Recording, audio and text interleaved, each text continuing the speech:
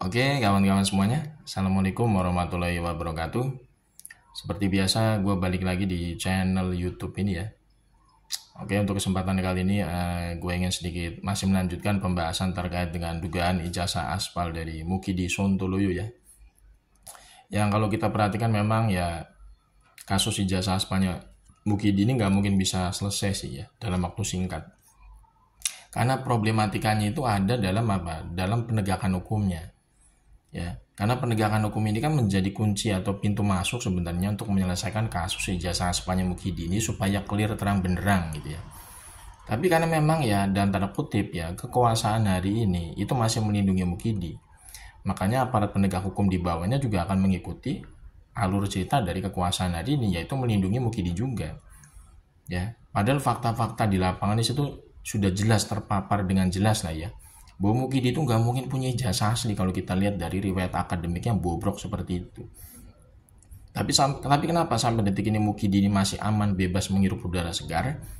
Ya karena memang dia masih dilindungi gitu loh dari aparat penegak hukum. Contoh, ini kan sebenarnya sudah berulang kali ya dibahas gitu ya. Nilai D sebanyak 6 mata kuliah itu nggak mungkin bisa lulus lah ya. Jadi mahasiswa yang dapat nilai D sebanyak 6 mata kuliah itu nggak mungkin bisa lulus dari universitas. Lalu bagaimana mungkin Mukidi ini punya ijazah asli? Bagaimana mungkin Mukidi ini bisa wisuda? Bagaimana mungkin Mukidi ini bisa sidang skripsi? Ya kan itu nggak masuk akal gitu loh. Mahasiswa yang dapat nilai D sebanyak 6 mata kuliah itu nggak mungkin bisa lulus, nggak mungkin bisa wisuda, nggak mungkin bisa nyusun skripsi. Dia harusnya di DO dari awal. Ya, kemudian apa? Dari pihak UGM sendiri tidak bisa menunjukkan ijazah asli. Dari pihak UGM sendiri tidak bisa menunjukkan bukti otentik terkait dengan kartu hasil studi maupun kartu rencana studi dari Mukidi sebagai mahasiswa Fakultas Kehutanan UGM dari awal semester sampai dia lulus.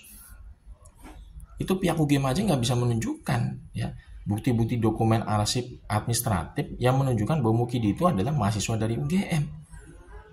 Namanya mahasiswa itu kan ada namanya KRS, KHS, itu harus ada dan disimpan rapi oleh universitas. Tapi ternyata dua dokumen penting itu tidak bisa ditunjukkan oleh pihak UGM. Kemudian apa? Mukidi itu katanya KKN-nya di Desa Ketoyan ya, di Boyolali, ya kan? Wonosegoro katanya. Itu saja sebenarnya ada pendapat yang berbeda ya. Dari pihak Workshop katanya KKN itu katanya Mukidi baru dilaksanakan pada 1983. Tapi ternyata menurut Mukidi sendiri malah dia baru melaksanakan KKN pada awal tahun 1985. Ini aja sebenarnya dari dua pernyataan yang berbeda di sini saja. Ini kontradiksi ya, bertentangan. Ini menunjukkan bahwa dua-dua keterangan ini pasti pengibulan. Ya, tidak mungkin dua-duanya ini benar, pasti pengibulan publik gitu kan. Workshop mengatakan Mukidi KKN-nya pada tahun 1983, tapi Mukidi sendiri ngomong katanya dia baru melaksanakan KKN pada awal tahun 1985. Itu Mukidi sendiri loh yang ngomong ya. Ada videonya itu.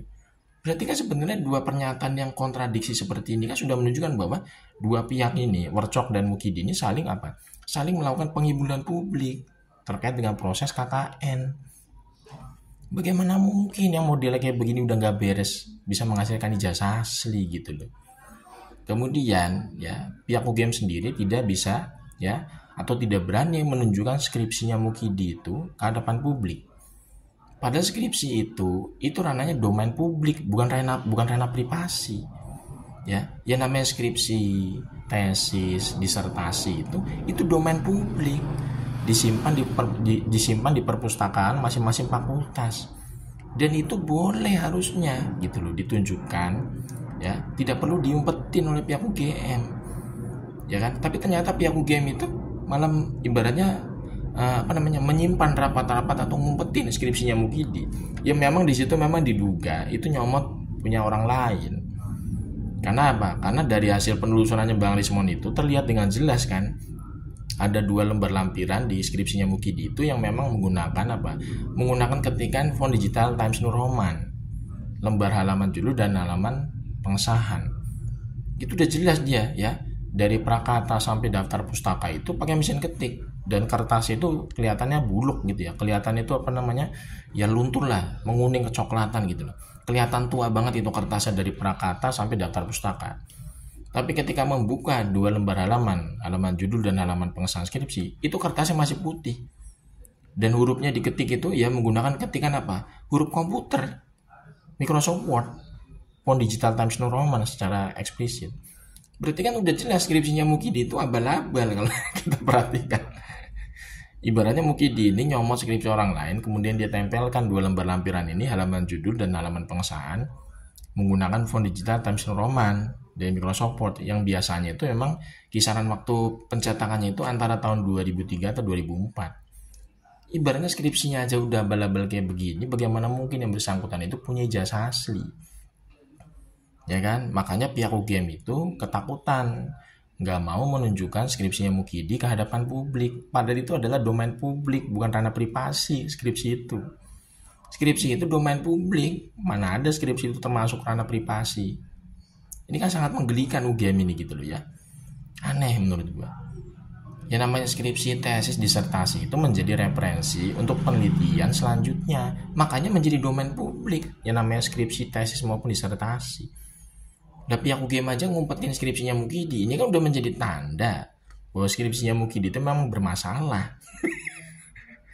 Belum mau model kayak begini kok masih masih terus membela gitu ya. Masih terus membela Mukidi jasanya asli. Ini benar-benar sangat memalukan kalau kita perhatikan gitu ya.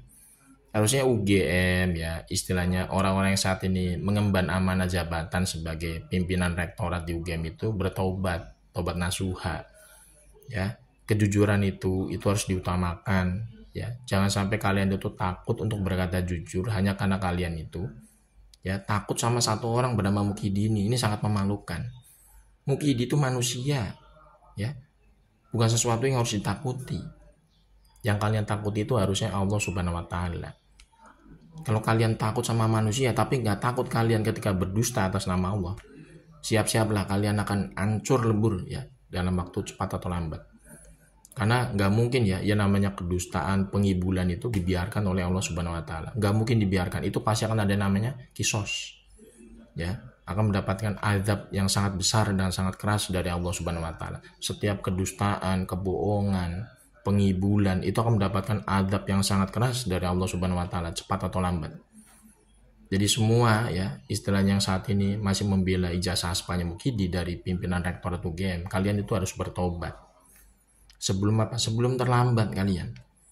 Karena apa? Karena kalian itu nanti akan dijemput ajal, akan mati.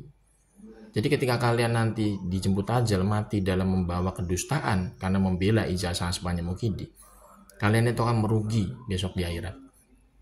Kalau kalian itu beriman sama hari akhir, beriman sama akhirat, harusnya kalian lebih takut sama Allah Subhanahu wa Ta'ala ketimbang kalian takut sama Mukidi.